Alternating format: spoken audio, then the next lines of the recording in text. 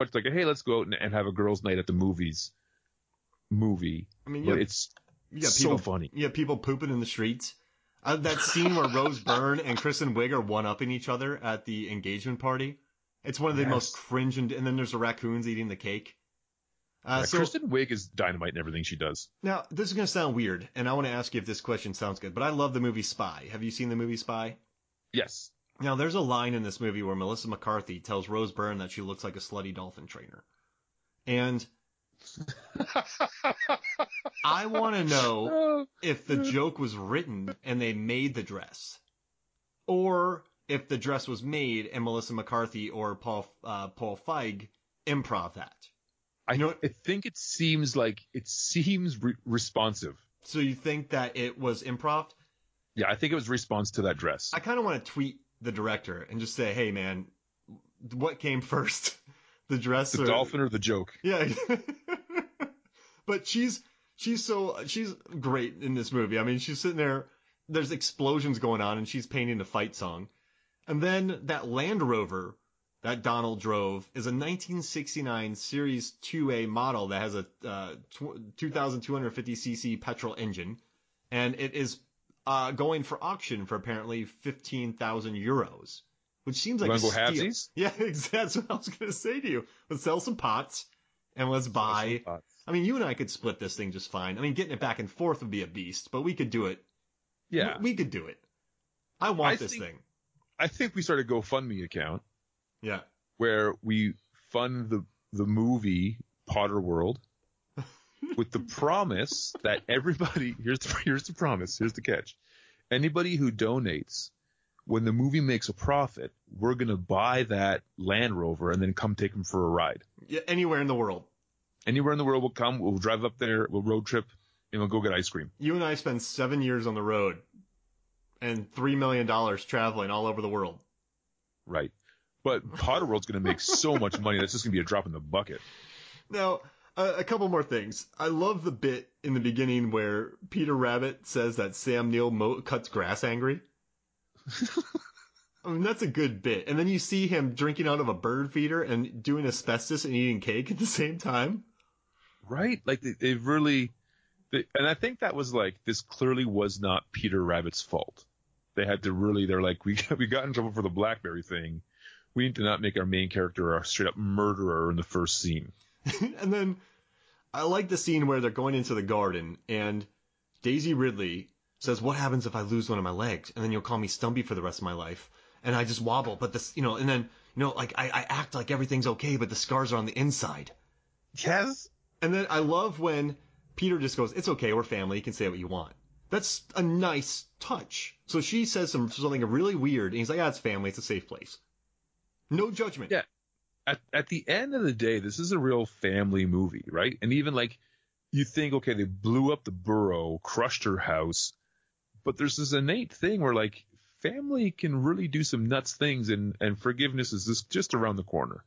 They really they forgive each other for a lot. I mean, they know their brother. I think what I like the most is that Flopsy, Mopsy, and Cottontail know that Peter is full of himself.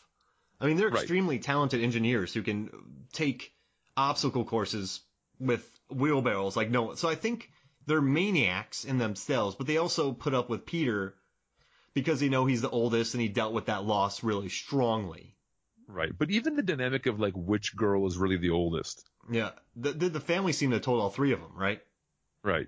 I mean, man, I like it. And then I love this scene where he's getting fired and they're like, oh yeah, it's nepotism. And then she's like, this is Great Britain. It's written on our charter. And then he just goes, give me the promotion. Give me the promotion. Such a weird scene.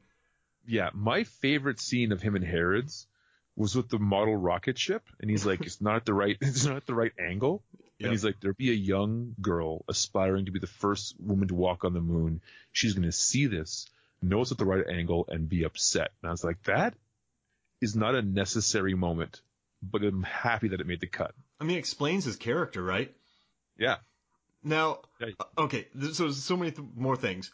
There's a scene where Rose Byrne gives Donald Gleason, what do you call them, binoculars. And she's like, they're for bird watching. He puts binoculars he starts looking, he sees a bird, and he goes, there's one, and then he goes, writes down bird. Yeah, and then he goes, it has wings.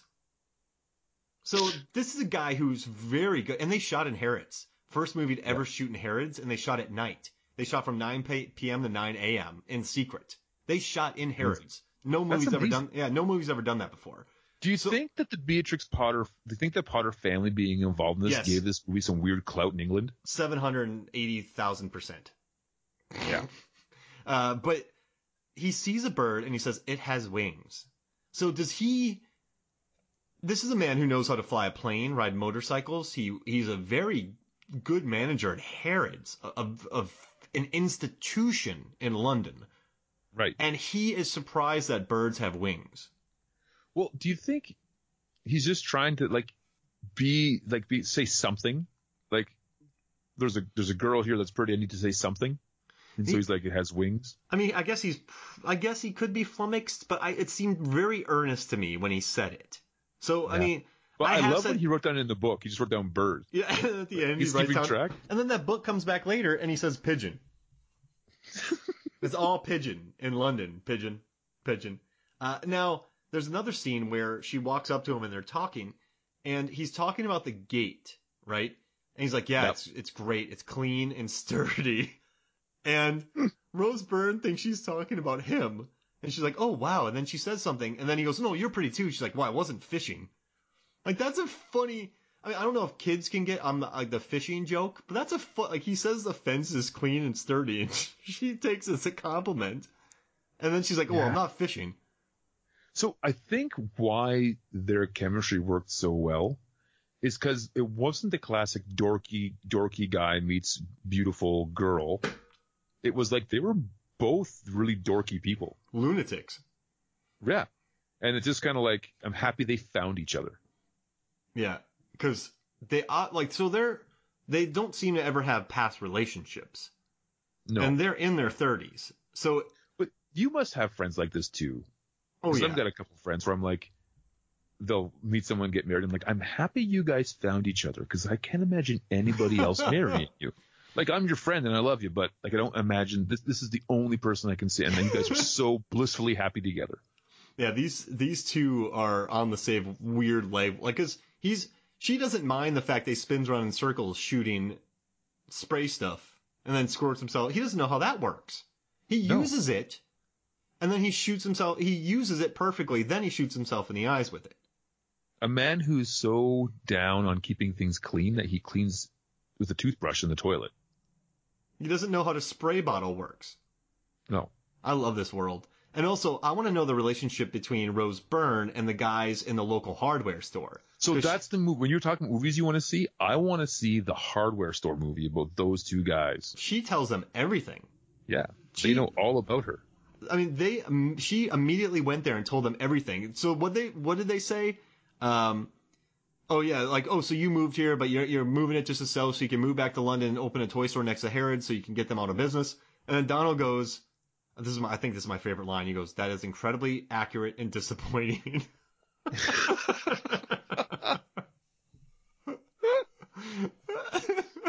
Oh. Yeah, this is just firing on all cylinders, this movie. And then he goes, I do understand the basics of fundamental things, and then the door won't close. And I'm like, yeah, that's really difficult. Now, my favorite part, dude, is the rib breaking. Yes. I mean, and there's an entire bit about Donald getting hit in the nuts with bunnies shooting slingshot tomatoes and blackberries at his nether regions. But the rib breaking, she just willy-nilly keeps breaking her ribs. Well, because the farm animal or the forest animals throw like the biggest rager since season 4 of Smallville. Like it's just this party happening, and it's literally like when you watch like the high school movie parties and you're like, oh, that's going to be a mess to clean up and blah blah blah blah. But this is like animal filth on top of that, and you're like, well, it was unsettling watching these animals party, but then she just falls down. Like she just jumps off willy-nilly and just like face plants against the floor.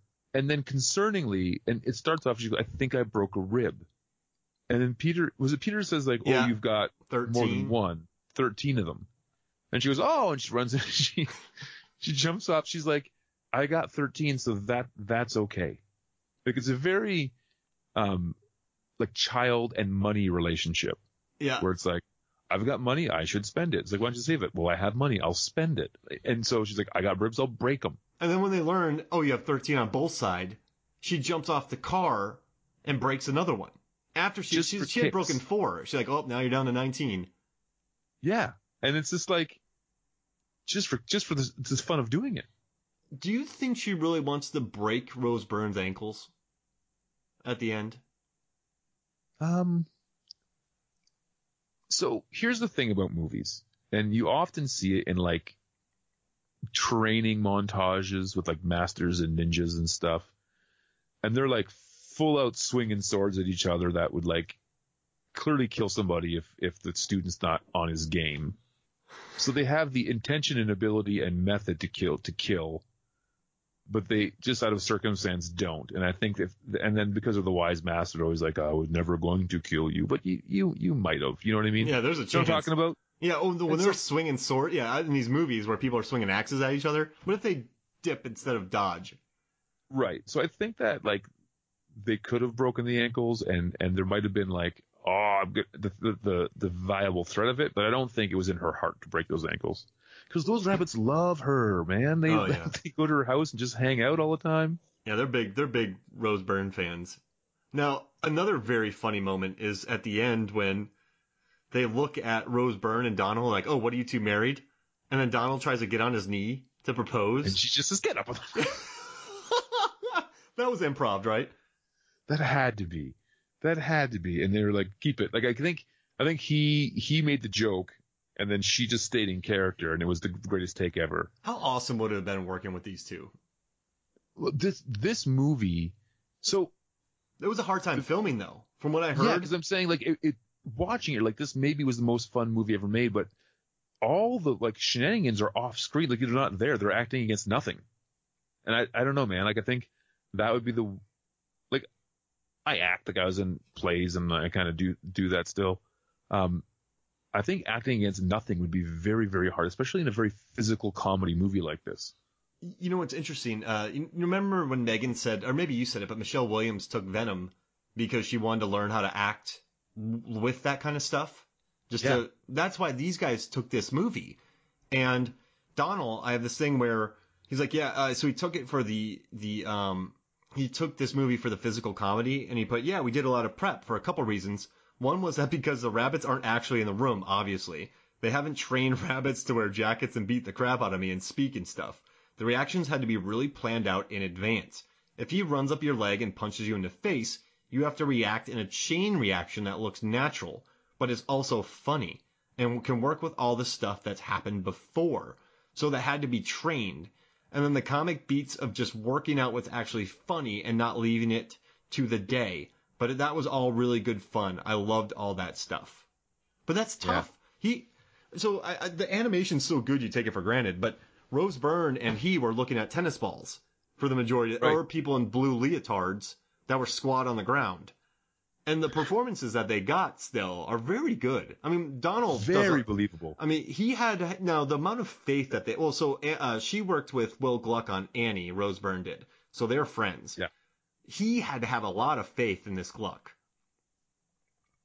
Absolutely. I mean, because you're getting shot, this is a guy who, he's an ex machina. He's been in some big movies, Star Wars, and he has to pull a yoga pose in a scene where he's getting hit in the balls by tomatoes by rabbits. Oh, and I'm so happy he did. Yeah. Like, it just works. I loved it. I'm a big fan of this movie. So, go for it. I was going to say, as I said, my wife is in Peru. And so the kids have been staying up a little later than usual and kind of just doing goofy dad stuff. So my son and I just recently watched Bumblebee, which is dynamite. So good. So Megan and I watched it and just loved it. So why do they call them Decepticons? He's never seen the other Transformers movies because they're notably very, very bad. Oh yeah. But he was like, so we watched the first one last night, which is the best of the other ones. Oh yeah, I mean.